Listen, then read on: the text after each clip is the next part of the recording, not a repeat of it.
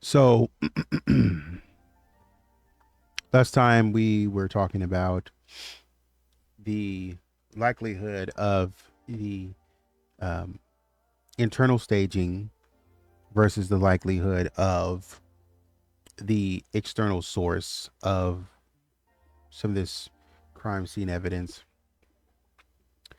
What does it point to? Is the idea with respect to the JonBenét Ramsey case. And we were saying that because we were analyzing some of the fiber evidence, you know, the beaver fur, the animal hairs, um, things of that nature, fibers, the fibers from Patsy's shirt, the fibers from John's shirt, and trying to assess where all of those things fit, finding them in the locations that we found them, finding animal hairs on JonBenét's hands, uh, trying to understand if a person comes in a house, if we find beaver hairs in the house, and Patsy and John are saying that they don't own these things, and on one hand, it's difficult to understand or believe or just fall prey to Patsy and John saying that they don't own beaver fur or anything, especially with this black um, animal hair stuff, because that could be anything. Because we know that Patsy was wearing mink coats, right? So and she was wearing these furs, and she mentioned leopard print. She mentioned JonBenét having some sort of um, leopard print type boots or something like that. And so, we have reason to believe. And then John had some sort of coat that had like lining of fur, like a fur lining on the inside, all indicative of somebody who, not to mention, all indicative of somebody who is dressing for the weather. And not only that, when we think about the foreign faction that is coming over and is coming from out of town, um, these people must really know a lot about Colorado to know that this time of year Colorado is cold, right? Because if you think about somebody around Subic Bay in the Philippines, it might still be warm over there. And so they might get over here and be like, oh, first time we land and touchdown, nobody's going to go pick up a $4,000 beaver coat. It ain't happening, you know? So they'll probably go get something more practical. If they're going to go commit this crime and they touch down in Boulder, Colorado, and they realize how cold it is, you know. But what we have is somebody who goes and get this beaver fur, and it's difficult because we're talking about a family. These are actions that the family is already engaging in, but it ain't them. Is what's being said. These are things that the family has done, or they have things that are similar, but it's not them. Now, I could understand, if that was in a couple of cases, but this, like, this is in more and more cases when it comes to this family. We got a bunch of stuff that seems like you would be doing it, or you've done it before by your own admission, but this ain't you. We got a lot of that's coming up more and more as we dissect and break down this case. And I don't mean to be nitpicky, but when we run into things like, this evidence, we're also doing this to understand what JonBenét experienced when she was sort of in this fight that she was experiencing. So we want to understand, what was she experiencing? What was she doing? What did she have the ability to do when she was sort of in the fight for her life, right? And we talked about in some of our other analysis how, some of the pathologists showed that JonBenét, when she had sort of this ligature in the head region, how she was able to sort of get under with her hand and, get under her neck, or try to get her hand under her neck. And so when we say stuff like that, and we see the dark animal hairs on her hands indicating an active touch, right, of some sort, in that shedding, and that that the furs get on her hands, we try to understand when in the process this came to be? When in the process did JonBenét put her hands on this coat or this hat?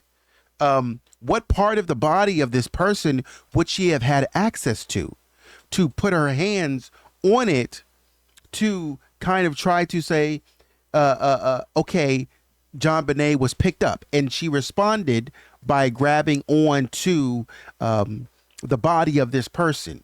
That means that she embraced this person when they picked her up.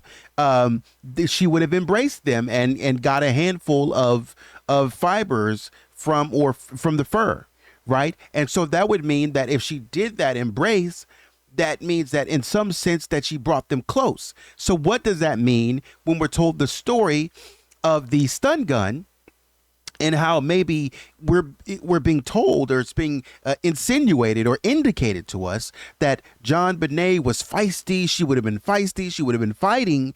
But the indication of her having this stuff on her hands and her bringing this person, not only this person bringing her close to them as an element of picking her up and taking her downstairs, but her bringing them close to her as an element, so we come together. That doesn't seem like a baby who is, or a 6-year-old who has woke. She's they wake her up, and whatever they do, however they get her out of bed, they wake her up and she's startled, and so she starts screaming bloody murder, and everything's going downhill, and so on and so forth. This sounds like a child who is waking up, and maybe she's drowsy or delirious, and she's going to the person. You know how, sometimes you wake up a child and they're so tired that you just put them over your shoulder, and their eyes are glazed over and they just go right back to sleep. In those instances, the child probably doesn't grip your shirt, but or what have you, or your coat. But just the point that they do go back to sleep, and they don't really look, so they're not screaming and hollering and doing all of that, because whoever is picking them up, they're familiar with, right? And so they're just kind of going back to sleep, or what have you. Whether it's an aunt or an uncle or friend of family, that person is taking care of them, so there's no reason for her to be alarmed or triggered. But we dig a little bit deeper, and I'm trying to get to the reconstruction, but we dig a little bit deeper of the crime scene. When we think about the fact that there was an active sort of, I would call what it seems to be an active clinching, if her hands contained some of the animal hair. That's what it would seem, that there was an active clinching on that, so an interaction. So when exactly was the interaction? I mean, it had to be before 1 o'clock. And who did it come from? It had to come from the criminal. So between say 10:40, like we said on a previous video, we said 10:40 just to be conservative. And we take the second time that the Ramseys, we're doing this by taking the second time. Now, you remember in 1997, John said that they got home at 10 o'clock. That's what they told detectives. Now, I have a problem with them going back and revising the story and said, oh no, we actually got home at 9:15, and we went to bed, and we were in bed by 10:20 or whatever. But in the original, and that's what I'm saying, in the original police reports in 1997, they said something different. They told the police earlier time, and they were much more forthright with what they were wearing at that time. And then they came back and revised and said, no, that's not what I said. So to get us to believe that the police, who had no knowledge or recollection of what you wore the night before, other than what you told them, oh, they could have went back and wrote it down later. No, Patsy and John didn't tell them that stuff. And that's what I'm saying. People were like, oh, Patsy and John could have told them what they wore the night before or whatever, and they went back and they thought they heard this, and that's what they wrote down. No, there are a lot of elements of, what Patsy and John said that they did the night before that these cops would have no reason to write that down, because they don't know about it. You can't write something down that you don't know about. I can't write 1040 and I don't know. Where would 1040 come from? I don't even know. And I say that because they don't even know a timeline yet. Even if they wanted to write something down, they don't even know a timeline yet to write it down. They don't even, the Boulder police, they just wanted it to be us. They don't even have a way to make the timeline work just yet. They don't have anything. What you're saying is that they're trying to reconstruct a crime scene that they don't even know fully yet. They don't know. So they would be having to work backwards on the spot without a clear understanding of all of the evidence and the information. For Christ's sakes, they hadn't even sent the DNA off yet to know who did what. So while John and Patsy are saying what the police think it is, the police hadn't even sent off the DNA yet to even know if whatever they're saying is certain or not. And that's what I'm saying. Like, you're trying to say that the cops came up with this entire narrative of what you were wearing, at later times, that you had to come back and revise and say, no, they're wrong or whatever. Where would they have gotten that? Where would they have gotten that information except from you? And so anyways, I digress. My point was, if we're to believe, that, John comes home John said they come home in the original, it was 10 o'clock that they came home. They go straight upstairs, take JonBenét upstairs, but in later interviews, they revise it to 9:15, right? So they revise it to 9:15. They, play around with Burke John plays around with Burke he goes upstairs with JonBenét for 5 minutes, comes back downstairs. It's now 9:20. He plays with Burke for about 20 minutes. That's what they said, 15, 20 minutes. It's 9:40. He takes Burke up to bed. He goes up, brushes his teeth, takes the melatonin, sets his clothes out that he's going to wear in the morning time. And it's not the ones that he's putting on. So he and Patsy had a different process that night when they went to bed. Patsy laid her clothes out again to wear for the plane trip the next day. And John said, I'm going to lay out different clothes so I can wear something different the next day. So they go to bed. The criminal comes in and begins to set the scene and begins to reconstruct. And whatever he does, and we I'm not going to go too far into what we've talked about, but essentially, somehow, some way, the criminal finds a way to wait. Burke gets up, comes downstairs, leaves from downstairs and goes back up to sleep. The criminal is lying in wait this entire time, right? Is lying in wait this entire time, and then goes upstairs, grabs the material from John and Patsy to frame them, grabs their fingerprints, goes to Burke, grabs his fingerprints, and takes the Barbie nightgown and the white cover to frame them, because he already knows what he's going to do. He's thought about this for several hours, right? At some point in time, okay, I'm okay on time. I need to get moving. At some point in time, he goes back up, gets JonBenét, brings her down, and when he interacts with JonBenét, JonBenét grabs willingly the dark animal hairs that are on his coat or whatever he's wearing that has dark animal hairs or beaver hairs. JonBenét grabs it, interacts with it, holds it tight enough to get handfuls of it on her hands, to where, if nothing else, the rest of it, a lot of it, the majority of it goes away, but she still has traces of it stuck to the palm of her hands. Meaning that not only did the person engage her, but she engaged them. And I feel like that's a very crucial thing to consider, because the engagement that this sort of suggests is that she was awake at the engagement and she was participatory in the engagement. She wasn't just tired and out of it. No. Because think about the state that JonBenét had to be in. They wake her up and she's coming out of a deep sleep. So she's groggy. Like Patsy says, she's out like a rock. She's zonked.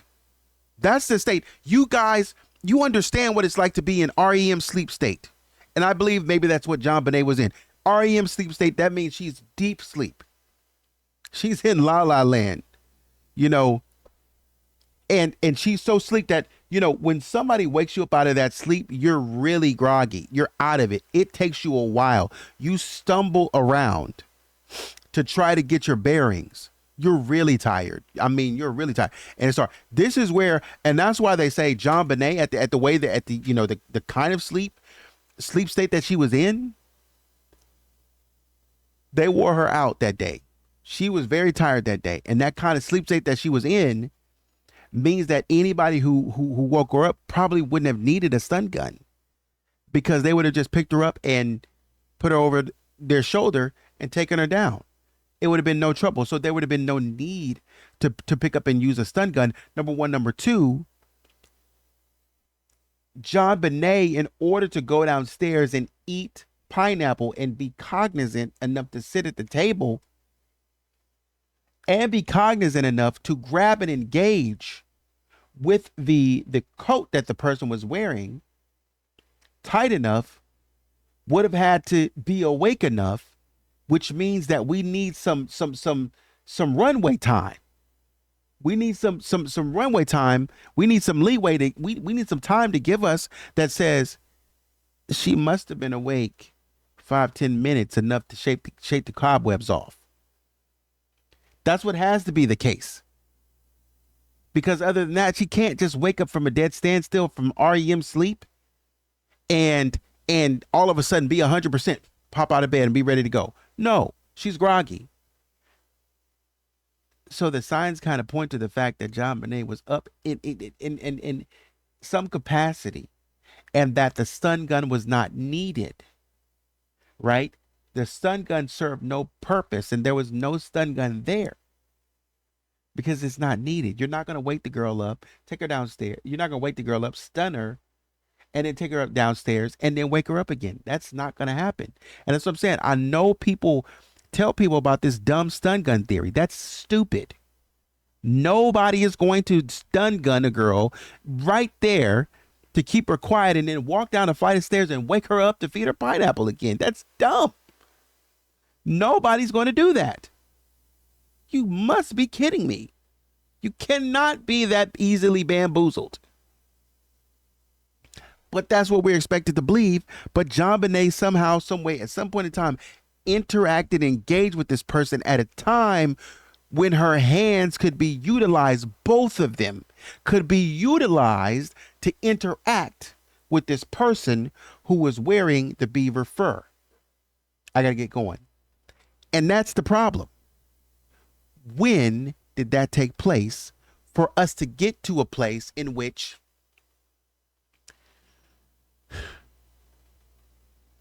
she no longer, and where was this person in front of her, had to be in front of her, to where she no longer is able to reach out to them and grab them, but now she's trying to take her thumbnail and reach under, but there's so much, the ligature, but there's so much force that she uses in trying to pry upward that it makes a mark.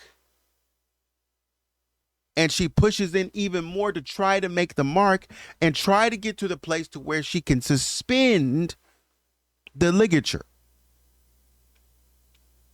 And so it kind of, as you try to understand what position, what events took place, and it's still hard to piece together, but you ask the questions, what events had to take place where she had an opportunity to come down and at least eat one pineapple chunk with the milk? She waited. She was cognizant enough to eat at least one pineapple chunk with the milk. Right? Cognizant enough. And then to, at some point in time, interact with the person to where she got the stuff on her hands, because that means that when they put her on over their shoulder, when they picked her up, however they picked her up, her hands either went toward their chest here as they're laying her like this, or if they lay her sideways like this, if they lay her sideways like this, then she puts her hands on their chest up here or something like that, or on their shoulders or something like that. She puts her hands right there and gets sort of that interaction, which is fine. But somewhere along the way, and it gets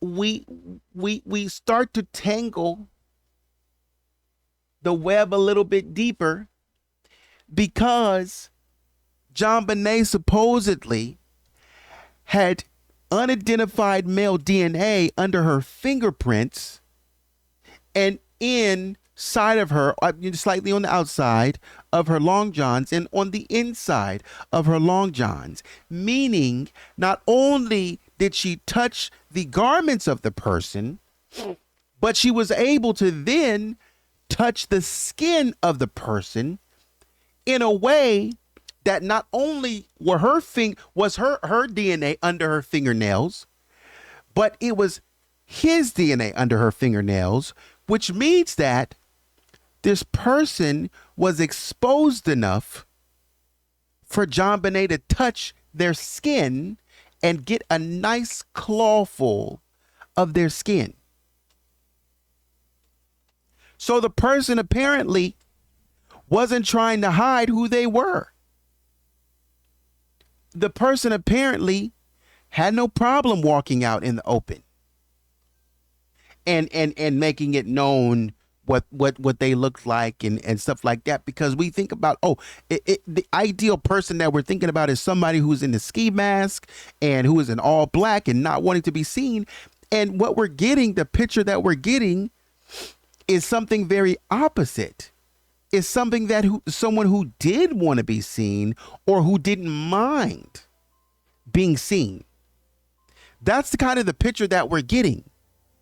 If you walk into a house wearing a beaver coat, right, or beaver material, and then you go in with some sort of black wool, we'll give that to them, black wool Israeli sweater, some sort of red synthetic wool sweater, right, that you're going to use to contaminate the crime scene.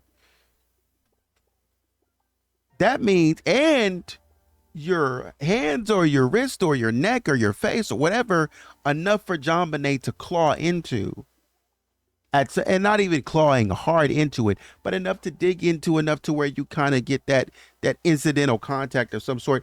But there needs to be a motion in which JonBenét, her fingernails have to meet wherever this person's skin is open. And JonBenét is groggy. She's supposed to be groggy because they wake her up out of her sleep. But apparently she's not groggy because her hands are very intentioned. That's the point I'm trying to make. Her hands are intentionally touching certain places, like the skin. So that lets us know that this person is not in all black, it is not in a ski mask or what have you, to where their skin cannot be interacted with by JonBenét. That's the kind of person that we're dealing with. This person is not trying to hide. This person is not trying to go under and fly under the radar. This person just doesn't care. They don't give a crap. They wearing stuff to where it might be too hot up in here trying to commit this crime. They don't care. Who cares?